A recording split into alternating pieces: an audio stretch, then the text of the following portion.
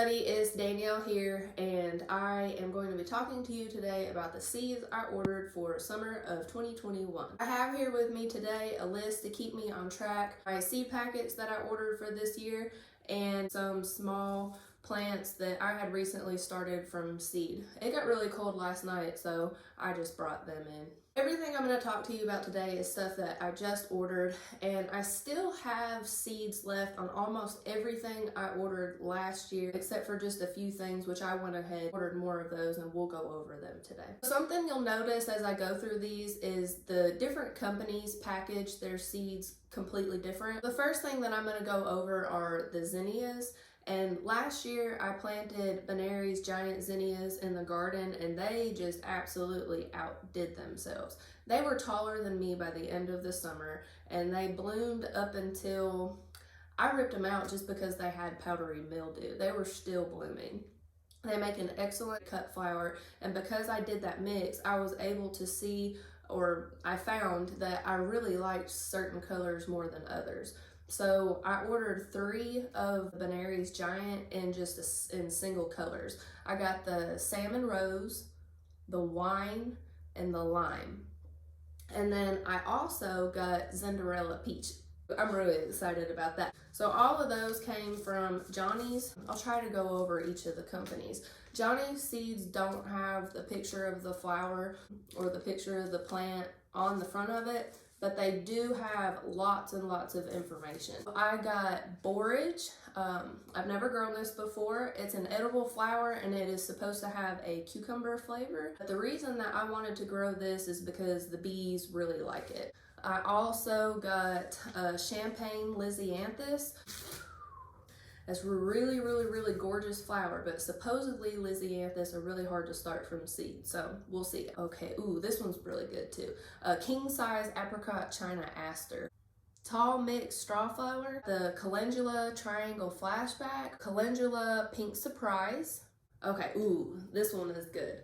So this next one is a pollenless sunflower. This is called Gypsy Charmer, black and white dianthus. This is a carnation, and I really wanted to do a carnation this year because my niece Victoria likes carnations. What's next? What's next? Ooh, okay. Are you ready for this? The next one is a larkspur. Did I not hit record? Am I halfway done and did press record? No, we're good.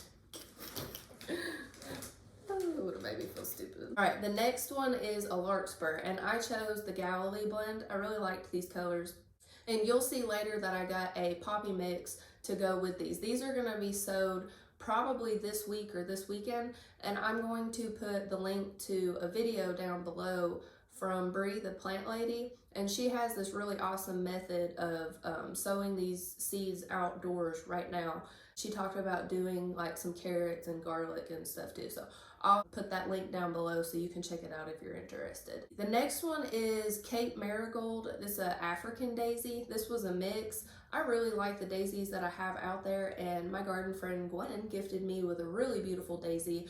So I'm excited to add even more colors of daisies into my flower beds this next summer. I also got this black velvet nasturtium. I already have seeds left over from nasturtiums last year, but this color is just absolutely amazing, especially in this picture right here. The next one is Black Magic Bachelor Buttons, and I'm going to put a picture on the screen. The seed packets and the catalogs from Botanical Interests is absolutely beautiful. I love the artwork. Oh, this is the last one of the flowers. I also got white swan echinacea. I have my poppies listed. I ordered 3 different types of poppies to go with the poppies that I had from last year. So I started a lot of poppies from seed last year, and they germinated just fine, but I ended up only having 2 plants that made it. One plant bloomed twice and died, and the other one, it had a flower bud on it, but it never bloomed. So I'm gonna do the method that I talked about earlier. I'm gonna sow the poppies and the larkspur in the way that Brie the Plant Lady shows in her video. So the new poppies that I got this year, I got the giant double black peony and the lilac pom-pom. And they are gonna go great with these two types of poppies that I have left over from last year, which also will let me show you what Baker Creek seed packets look like. They do have a real picture on the front of their seed packets along with information on the back. They don't have as much information as Johnny's may have, but I really do like being able to go through my seeds and just see the picture. And then I got the Oriental poppy mix, which is going to be the mix that I'm going to sow with the Larkspur. All right, now I'm going to go over the fillers that I got. I went ahead and ordered more of the Gomphrena. This plant right here, this plant got so big, it produced so many flowers, but I'm going to start these earlier because I didn't know what color they were until I put them in the ground.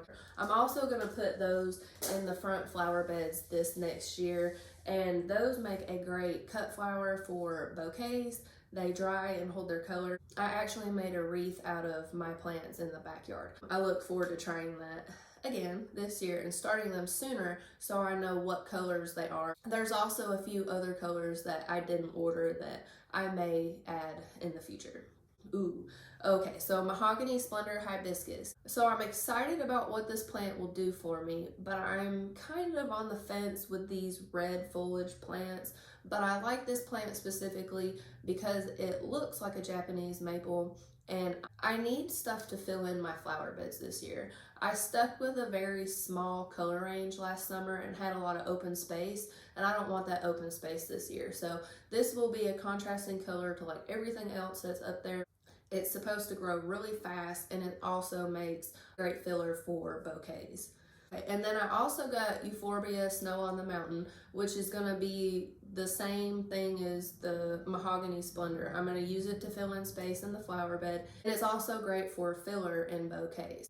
I went ahead and ordered seeds for eucalyptus. I had a $25 eucalyptus plant that I kept for almost a year, and she's no longer with us. So instead of paying another $25 for a plant that I may or may not kill, I just went ahead and ordered a packet of seeds to grow my own baby blue eucalyptus. And then that way I can have as many as I want.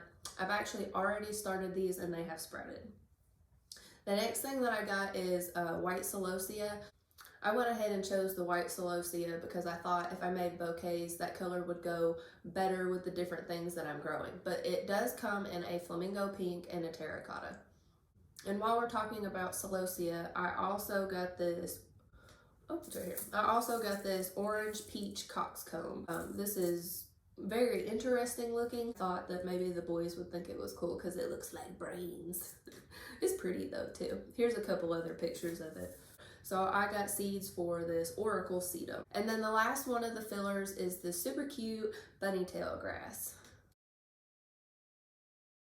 I still have lots of herb seeds left over from last year, so really the only one I ran out of was basil. I went ahead and ordered the super cute dwarf basil. I thought that it would be nice to have up towards the front of the flower beds, and the bees really liked the basil when it was in bloom. And because I was out of my basil seeds, I went ahead and got a full-size basil as well.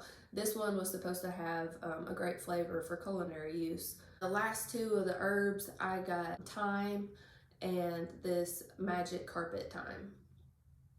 And I'm kind of curious to see what the growth habit is on the magic carpet thyme, because if it doesn't have to be mowed, I'm wondering if it could be planted up against the side of the house so we don't have to weed eat, because there is a type of thyme that people use as a grass alternative. Yeah, you heard me right, a grass alternative.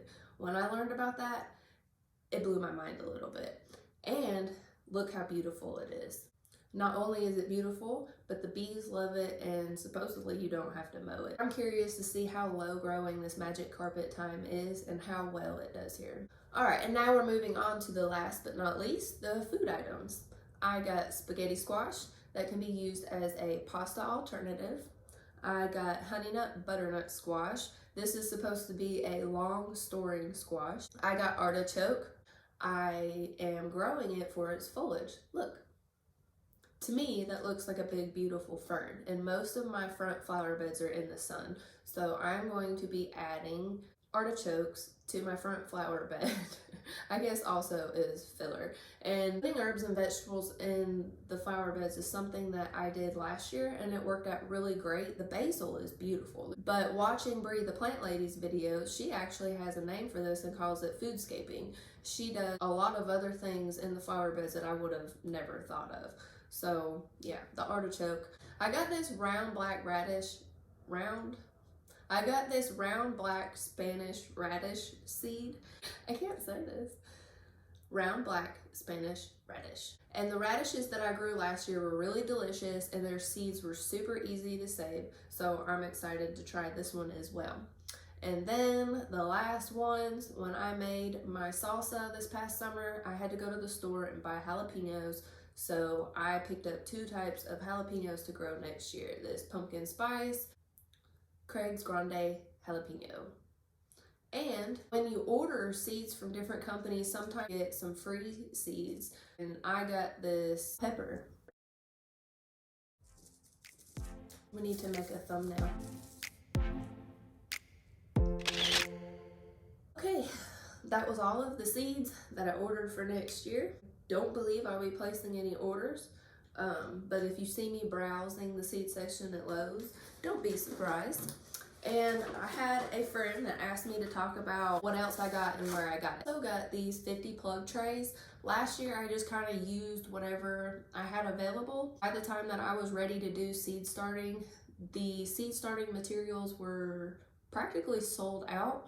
So I grew most of my stuff in plastic solo cups, which was fine, but I had to use a lot more soil to fill up those cups. They toppled over easy. They weren't easy to move around. So I'm excited to try these 50 plug trays. These came in 5 packs. So I got 5 of the cell trays and 5 of the leak proof bottom tray. I'm not sure what it's called. I can start way more flowers this year than I did last year. Alright guys, I guess that's all that I have to talk to you about today. Make sure you give this video a thumbs up. Leave any questions in the comment section below. Make sure you click the subscribe button and the bell so you will never miss a video with me again. Thank you and see you next time. Oh, and one more thing. Stick around and I'll show you how I organize my seeds.